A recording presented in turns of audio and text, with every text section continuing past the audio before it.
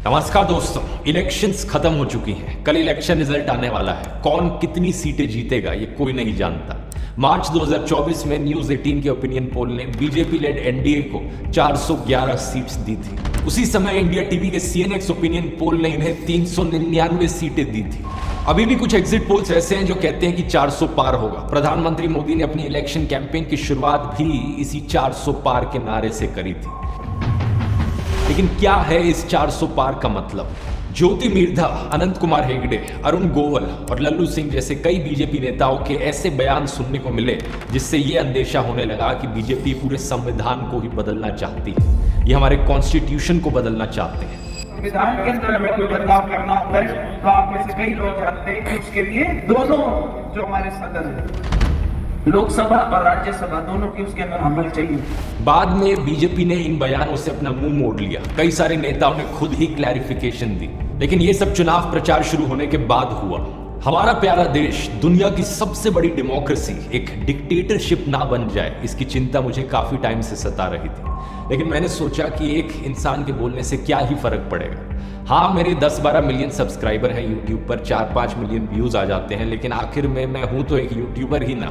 अगर ज्यादा पॉलिटिक्स पे बोलूंगा, ऐसी चीजों पर वीडियो बनाऊंगा तो बहुत सारी गालियां सुनने को मिलेंगी। लोग मेरे खिलाफ वीडियो बनाएंगे, डेथ थ्रेट्स मिलेंगे। मैंने सोचा छोड़ो ये सब, मुझे एजुकेशनल वीडियोस बनाने पसंद है, वही बनाता हूँ, वही बनाने में मजा आता है, और क्या इन चीजों में पढ़ना। लेकिन फिर फरवरी के महीने में दोस्तों कुछ ऐसा हुआ जिसके बाद मुझसे रुका नहीं गया। Chandigarh election fraud. देश के इतिहास में पहली बार एक प्रिजाइडिंग ऑफिसर वोटर फ्रॉड करते हुए पकड़ा गया। सीसीटीवी फुटेज पर यह सब कैप्चर हुआ। सुप्रीम कोर्ट ने खुद कहा कि यहां पर मर्डर ऑफ डेमोक्रेसी हुआ है। ये एक घटना मेरे लिए ट्रिगर पॉइंट थी। ऐसा नहीं था कि इससे पहले कुछ और नहीं हुआ था, बहुत सारी चीजें हो रही थी साथ साथ। मीडिया का खरीदा जाना, चुनी गई सरकारों को गिराया जाना, एमएलएस की हॉर्स ट्रेडिंग। लेकिन इस एक घटना के बाद मुझे सही में लगा कि अब बस बहुत हो गया, अब तो बोलना पड़ेगा। इसलिए मैंने वो पहला डिक्टेटरशिप वाला वीडियो बनाया, इस इंडिया बिकमिंग अ डिक्टेटरशिप। मैंने ये नहीं सोचा कि इस एक वीडियो से कुछ फर्क पड़ेगा या नहीं पड़ेगा। मुझे बस ये लगा कि मेरे दिल में जो बात है वो सच्चे दिल से लोगों तक पहुंचानी है। जब ये वीडियो रिलीज हुआ तो मैं हैरान था देखकर कि 25 मिलियन व्यूज, उस समय शायद 20 मिलियन थे। ये बात साफ थी कि आप लोगों के अंदर भी वही फीलिंग थी जो मेरे अंदर थी। आप लोगों के दिल में भी वही चिंता आप लोगों को सता रही थी जो मेरे दिल में मुझे सता रही थी। यही कारण है कि इतने सारे लोगों ने इस वीडियो से रेजोनेट किया और इसे शेयर किया। लेकिन पता है क्या, इस वीडियो के बाद भी मेरा कोई इरादा नहीं था और ऐसे वीडियोस बनाने का। ये सिर्फ इत्तेफाक की बात थी कि इस वीडियो के आने के बाद दो और ऐसी घटनाएं घटती हैं। पहला, अरविंद केजरीवाल का अरेस्ट किया जाना, और दूसरा, कांग्रेस के बैंक अकाउंट्स को फ्रीज किया जाना। अब कुछ लोग कहेंगे कि इन दोनों घटनाओं में गलत ही क्या हुआ, जो कानूनी प्रक्रिया थी सिर्फ उसे ही तो फॉलो किया जा रहा था। लेकिन सच्चाई आप भी जानते हो, मैं भी जानता हूँ। ये जो अलेजिड लीकर स्कैम का केस था, किसके एलिगेशन के बल पर केजरीवाल को जेल में डाला गया था? एक ऐसा बंदा जिसकी कंपनियों ने करोड़ों रुपए का इलेक्टोरल बॉन्ड का चंदा डोनेट किया था बीजेपी को। और कांग्रेस को सालों पुरानी छोटी सी बात की ऐसी सजा दी जा रही थी जिससे कि उनकी सारी चुनावी कैंपेन ही क्रिपल हो जाए। एनीवेज, बात यह है कि मैं ये देखकर हैरान हो गया कि जो बात मैंने अपने पहले वीडियो में कही थी वो बात सच साबित होती जा रही थी। इस पॉइंट ऑफ टाइम के बाद से मुझे लगा कि कोई और कुछ करे या ना करे, लेकिन मैं अपनी तरफ से पूरी कोशिश करूंगा लोगों को जागरूक करने की। लेकिन ये कोशिश एक पहाड़ चढ़ने से भी मुश्किल थी। एक ऐसे दौर में जहां सभी टीवी चैनल्स गोदी मीडिया बन चुके हैं, हिंदी के ज्यादातर अखबार बिक चुके हैं, व्हाट्सएप माफिया तो लोगों के फोन में घुस चुका है। एक यूट्यूब चैनल क्या ही कर लेगा इन सब चीजों के खिलाफ। लेकिन फिर भी मुझे लगा कुछ फर्क पड़े ना पड़े, अब बोलना जरूरी है। भगवत गीता का एक श्लोक ध्यान में आया जिसकी बात मैंने फर्स्ट वीडियो में भी करी थी, अध्याय 2 श्लोक 47, जहां श्री कृष्ण कहते हैं कि कर्म करो, फल की चिंता मत करो। फल के बारे में ऑब्सेस्ड होना बंद करो, क्योंकि उस पर तुम्हारा अधिकार नहीं है। हालांकि इसका मतलब ये भी नहीं कि तुम निष्क्रिय हो जाओ, तुम वो करो जो तुम्हें करना चाहिए। मैंने भगत सिंह के बारे में सोचा जब उन्हें फांसी पर चढ़ाया जा रहा था। क्या ये ख्याल उनके दिमाग में आया होगा कि मेरे फांसी पर चढ़ने का नतीजा क्या होगा? क्या वो इस चीज को सोच रहे होंगे कि जब मुझे फांसी पर चढ़ाया जाएगा तो इसके बाद हमारे देश को आजादी मिल जाएगी? क्या सही में हमें आजादी मिलेगी? क्या मेरी कुर्बानी देने से क्या सही में अंग्रेज देश को छोड़ के चले जाएंगे? ये सब नहीं सोचा था उन्होंने। उन्होंने अपनी कुर्बानी दी साल 1931 में, आज़ादी मिली हमें 1947 में, यानी आज़ादी में अभी भी 16 साल और लगने थे।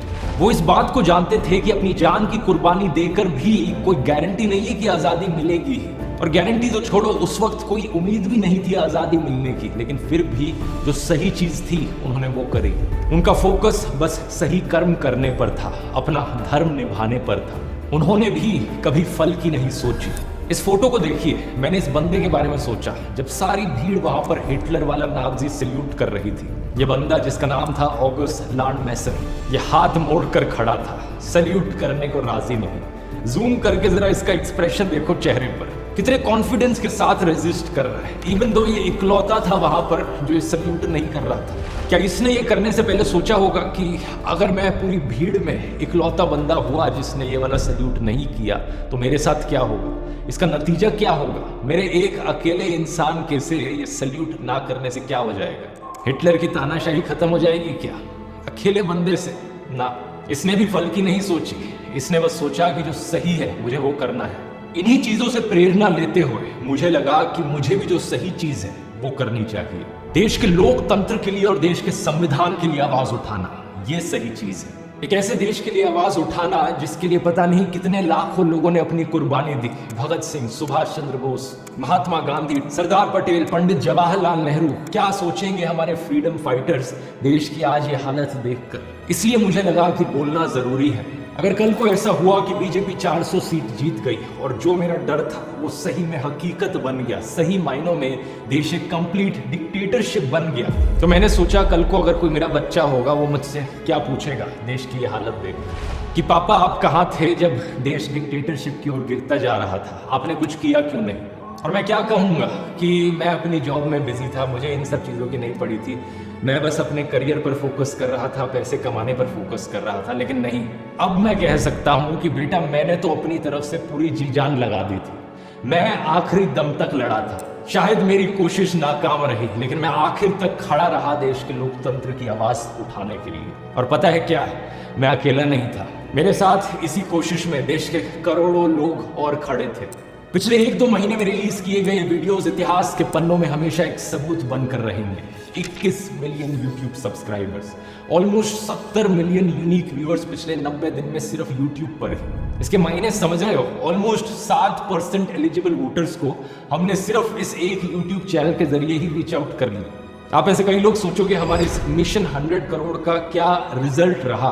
अब एक्चुअली में नाप तोल कर ये बताना बहुत मुश्किल है कि कितने लोगों तक हम रीच आउट करें। ये जो स्टैटिस्टिक है ये सिर्फ YouTube की है। इसके अलावा ट्विटर, इंस्टाग्राम, फेसबुक, व्हाट्सएप आप लोगों ने इतनी बार इन वीडियोस को शेयर किया, मेरा अंदाजा है कि कम से कम हम करीबन 20 से 25% वोटर्स तक तो जरूर पहुंचे होंगे। और इस सब का क्रेडिट जाता है आप लोगों को। और इससे पहले कि यहाँ कोई नया फर्जी क्लेम उठाए कि ये सारे तो बॉट्स हैं या पाकिस्तानी लोग हैं जो चैनल को सब्सक्राइब कर रहे हैं, देख रहे हैं, मैं आपको अपनी ऑडियंस की स्टैटिस्टिक्स भी दिखाना चाहूँगा। 80% से ज़्यादा व्यूअर्स इंडिया से हैं। ये बात सच है कि कुछ परसेंटेज व्यूअरशिप पाकिस्तान, नेपाल, बांग्लादेश जैसी नेबरिंग कंट्रीज से भी है, लेकिन 90% से ज़्यादा लोग जो इन वीडियोज़ को देख रहे थे वो इंडियंस थे, या तो इंडिया में रहने वाले या इंडिया के बाहर रहने वाले। और मैं इतना बेवकूफ़ नहीं हूं कि पैसे बर्बाद करूंगा बॉट्स खरीदने में या फिर पेड कमेंट्स खरीदने में। तो जितने भी कमेंट्स आपने वीडियोस पर देखे, जितने भी लाइक्स, जितने भी व्यूज आप वीडियोस पर देख रहे हो, ये सब के सब 100% असली लोग हैं। इस संघर्ष में जितनी कोशिश मैंने की है उससे कहीं ज्यादा कोशिश आप लोगों ने करी है। एक कमेंट मैंने देखा जिसमें आप में से किसी ने लिखा था कि आपने 850 लोगों को मेरा एक वीडियो फॉरवर्ड किया व्हाट्सएप पर। एक आदमी की रिसेंटली वीडियो देखी जो क्रिकेट स्टेडियम में बैठकर हमारे वीडियोस देख रहा था। कई सारे ग्राउंड इंटरव्यूज में मैंने लोगों के मुंह से अपना नाम सुना। ये देखकर खुशी हुई कि बच्चे भी सरकार के झूठे दावों को एक्सपोज कर रहे थे। एक वीडियो में ईडी की वेपनाइजेशन की बात करता है कोई लड़का, तो यूट्यूब रिपोर्टर उनसे पूछते हैं कि तुम्हें इतना कैसे पता चला, तो उन्होंने कहा ध्रुव राठी के वीडियोस देखकर पता चला।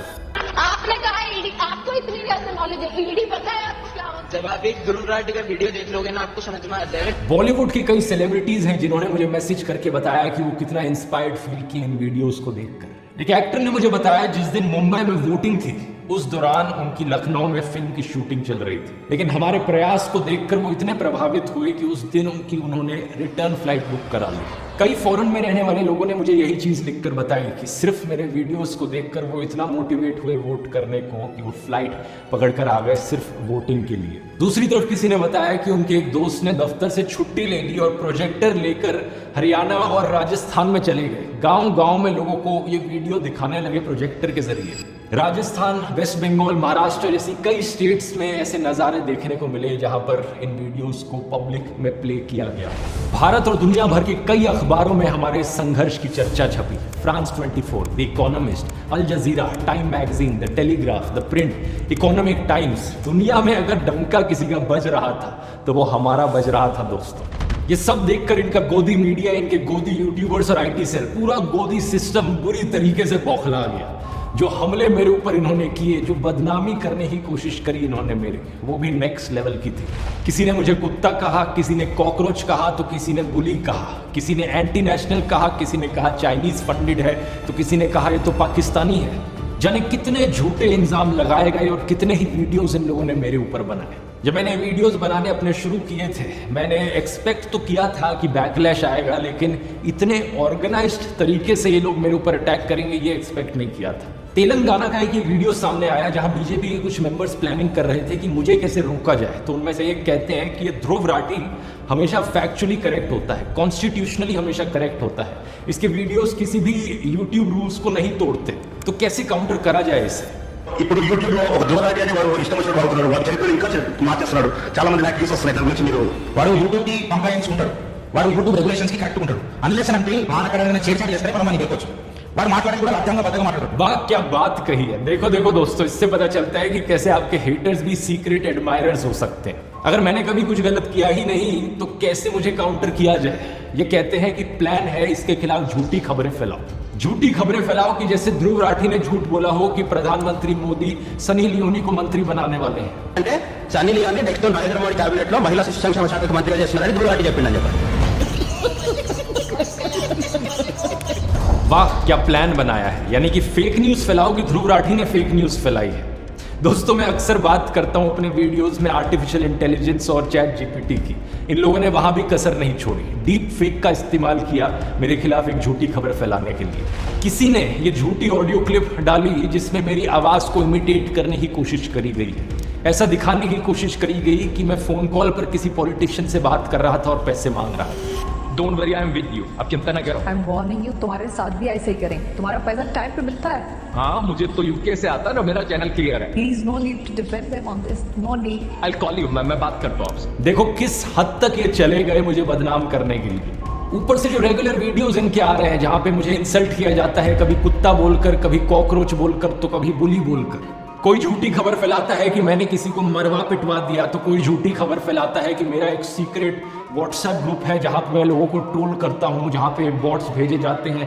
हमारा एक ऑर्गेनाइज्ड ग्रुप है। कुछ भी ऐसा नहीं है दोस्तों। कोई सीक्रेट टेलीग्राम ग्रुप नहीं है, कोई सीक्रेट फेसबुक व्हाट्सएप ग्रुप नहीं है। जो है वो पब्लिकली आपको दिखता है। व्हाट्सएप पर एक पब्लिक चैनल है जिस पर मैं पोस्ट करता हूँ ओपनली। दैनिक जागरण जैसा अखबार तक मेरे खिलाफ झूठी खबर फैलाने लगा कि मेरी चाइना से फंडिंग आती है।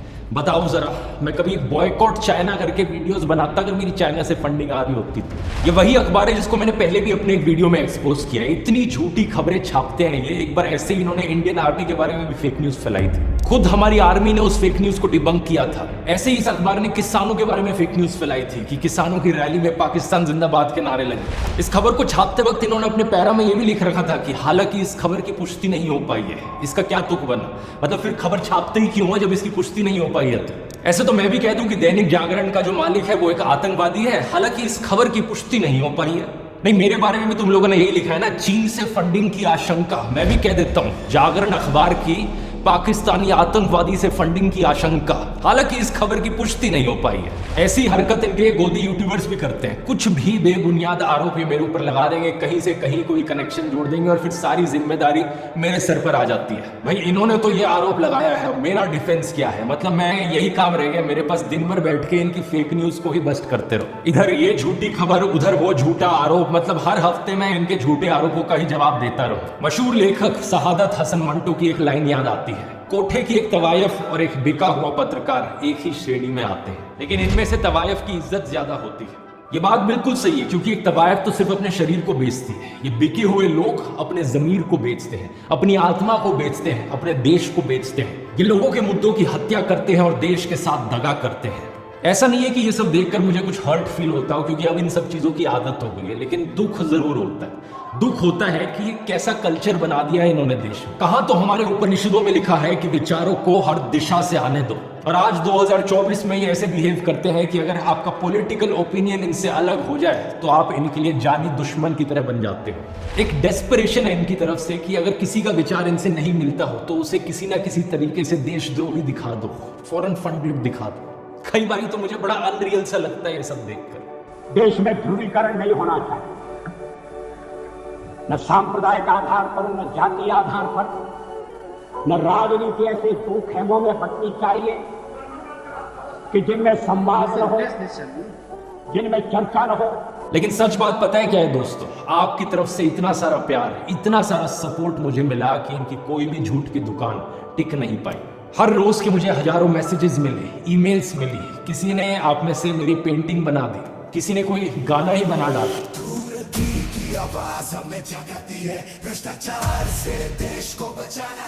लाखों लोगों का लव और रिस्पेक्ट मिला, लोगों ने एडिट्स बनाए, किसी ने मुझे डेमोक्रेसी का फोर्थ पिलर कहा, किसी ने रेवोल्यूशनरी कहा। इसलिए आपके इन लाखों कॉम्प्लीमेंट्स के बीच गोदी इकोसिस्टम के सभी अटैक्स फेल रहे हैं। चरण वंदना करने वाले लोग डेली बेसिस पर अपनी बदतमीजी का सबूत देते रहे और हम देश के मुद्दों पर बात करते रहे। बेरोजगारी पर वीडियोस बनाए, किसानों के मुद्दे उठाए, इलेक्टोरल बॉन्ड स्कैम पर बात करी, फार्मा स्कैम की बात करी, खाने में डलने वाले मसालों की बात करी, व्हाट्सएप यूनिवर्सिटी के चारों डिपार्टमेंट्स को पूरी तरीके से तबाह कर दिया। इसी तरह से हमारा मिशन 100 करोड़ चलता रहा। ये मेरे अकेले का मिशन नहीं था, ये हम सबका मिशन था। हर एक उस भारतीय का मिशन है जो देश की फिक्र करता है, जो देश को बेहतर बनते हुए देखना चाहता है, जो आम लोगों के बेहतर भविष्य की फिक्र करता है। और कल चुनाव का नतीजा चाहे जो भी हो, लेकिन कोई भी हमसे ये एहसास नहीं छीन सकता। इस एहसास को इस वीडियो में सहेजने की मुझे जरूरत महसूस हुई। लगा कि इसे डॉक्यूमेंट किया जाना चाहिए, ताकि जब भी दुनिया में किसी देश में लोकतंत्र कमजोर हो रहा हो और देश के लोगों को जब भी हिम्मत चाहिए हो, तो हमारी ये दास्ता उनके लिए एक प्रेरणा बन सके। और वैसे दूसरों के लिए ही क्यों, ये दास्ता हमारे लिए भी तो एक प्रेरणा है। ये संघर्ष हमारा खत्म नहीं हुआ है। क्या पता कल के चुनाव के नतीजों में बीजेपी वाकई 350-400 सीट जीत जाए और प्रधानमंत्री देश को तानाशाही की दिशा में ही आगे बढ़ाते रहे। तब क्या करेंगे? प्रेरणा लेंगे अभी तक के इस सफर से, इस वीडियो से, और कोशिश को जारी रखेंगे। और अगर कल इंडिया अलायंस की भी जीत हुई तब भी ये सिलसिला थमेगा नहीं, क्योंकि इतना तो है कि देश में ध्रुवीकरण कम होगा, तानाशाही के काले बादल छट जाएंगे, लेकिन ऐसा नहीं कि अचानक से सब कुछ सही हो जाएगा। किसी ने एक बार कमेंट्स में पूछा था कि अगर कल को इंडिया अलायंस की सरकार बनती है तो क्या मैं तब भी आवाज उठाऊंगा? ऑब्वियसली उठाऊंगा, इस बात में कोई शक की गुंजाइश नहीं है। जब तक देश स्वर्ग नहीं बन जाता तब तक सुधार का स्कोप हमेशा है, तब तक आवाज उठानी बनती है, और जब सब ठीक भी हो जाए तब भी नजर बनाए रखनी पड़ती है। यही लोकतंत्र है। और वैसे अभी तो बहुत बहुत बहुत कुछ सुधारना बचा है। कहाँ हम सपने देखते हैं देश को एक डेवलप्ड कंट्री बनाने की, लेकिन पिछले 10 सालों में हालत ये हो गई कि कुछ लोग पाकिस्तान से कंपैरिजन करने लगे। राजनीति में ईमानदार और शरीफ नेताओं की कमी है, एग्रीकल्चर में प्रॉब्लम्स है, बेरोजगारी का इशू है, पोल्यूशन एक मेजर समस्या है। सभी प्रॉब्लम्स को हाईलाइट करते रहना होगा, जो भी सरकार हो उनसे जवाब मांगते रहना होगा। मैं एक ऐसा देश देखना चाहता हूँ, एक ऐसी दुनिया देखना चाहता हूँ जहाँ पर हर इंसान साफ हवा में सांस ले, साफ पानी पिए, हर इंसान को ऊपर उठने का मौका मिले, कोई भेदभाव ना हो, कोई अन्याय ना हो, किसी की आवाज को नीचे दबाया ना जाए।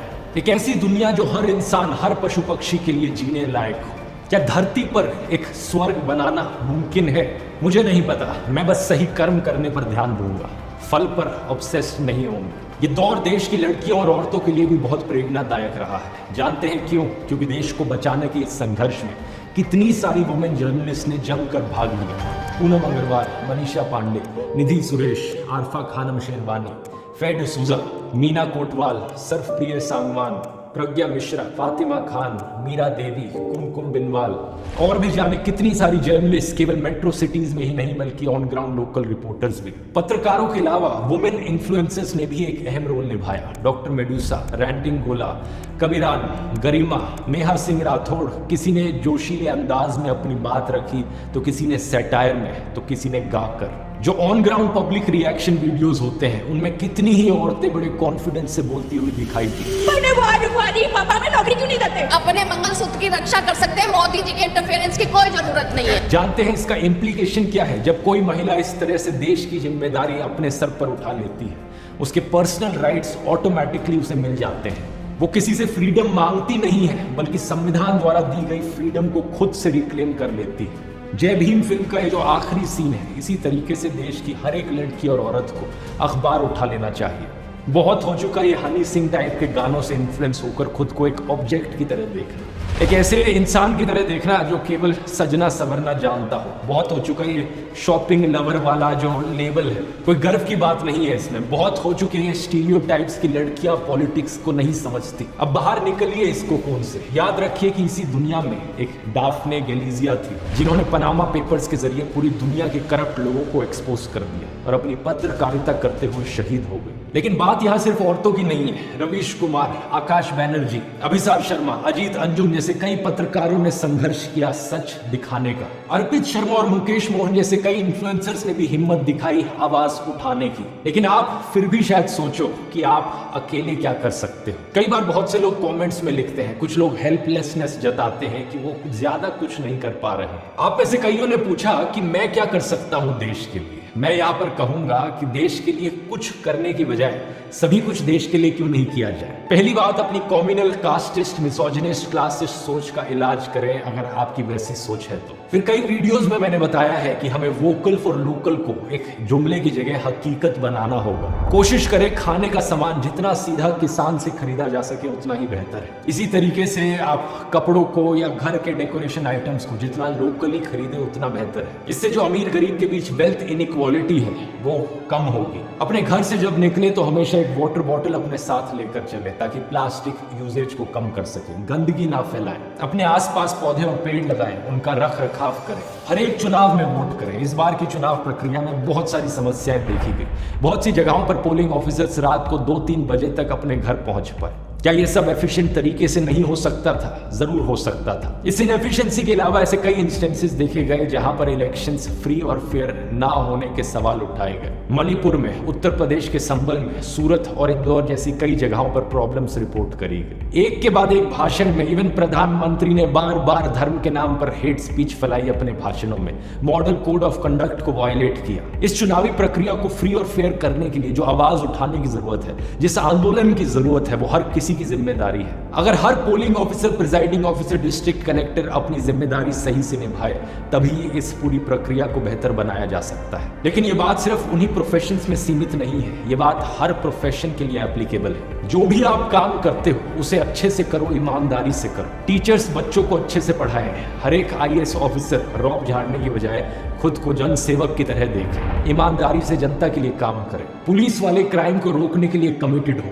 फिल्म मेकर एनिमल जैसी क्रिंज फिल्में बनाने की बजाय मीनिंगफुल फिल्में बनाएं। अगर आप एक रेस्टोरेंट या ढाबा चलाते हैं तो लोगों को हेल्दी और टेस्टी खाना खिलाएं ताकि लोगों की सेहत का नुकसान ना हो और उन्हें मजा भी आए और देश का हैप्पीनेस इंडेक्स भी बढ़े। सभी लोग अगर अपना प्रोफेशन देश में ईमानदारी से करने लगे तो देश अपने आप स्वर्ग बन जाएगा और ये काम हम में से हर किसी को करना होगा। आगे आने वाले वीडियोस के लिए मेरे पास बहुत सारे प्लान्स हैं, उनकी बात टाइम आने पर डिस्कस करेंगे। लेकिन अभी के लिए शंकर शैलेंद्र के द्वारा लिखी गई कुछ पंक्तियां मैं आपके साथ छोड़ना चाहूंगा। धन्यवाद और जय हिंद। हमारे कारवां को मंजिलों का इंतजार है, ये आंधियों ये बिजलियों की पीठ पर सवार है। हमारे कारवां को मंजिलों का इंतजार है, ये आंधियों ये बिजलियों की पीठ पर सवार है। तू आप कदम मिला के चल चलेंगे एक साथ हम। अगर कहीं है स्वर्ग तो उतारना जमीन पर, तू जिंदा है तू जिंदगी की जीत में यकीन कर। अगर कहीं है स्वर्ग तो उतारना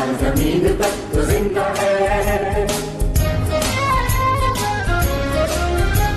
बुरी है आग पेट की, बुरे है दिल के दाग ये, न दब सकेंगे एक दिन बनेंगे इनकलाब ये। बुरी है आग पेट की, बुरे है दिल के दाग ये, न दब सकेंगे एक दिन बनेंगे इनकलाब ये। गिरेंगे जुल्म के महल, बनेंगे फिर नवीन घर। अगर कहीं है स्वर्ग तो उतार ला जमीन तक, तो जिंदा है तो जिंदगी की जीत में यकीन कर। अगर कहीं है स्वर्ग तो उतार ला जमीन तक, तो जिंदा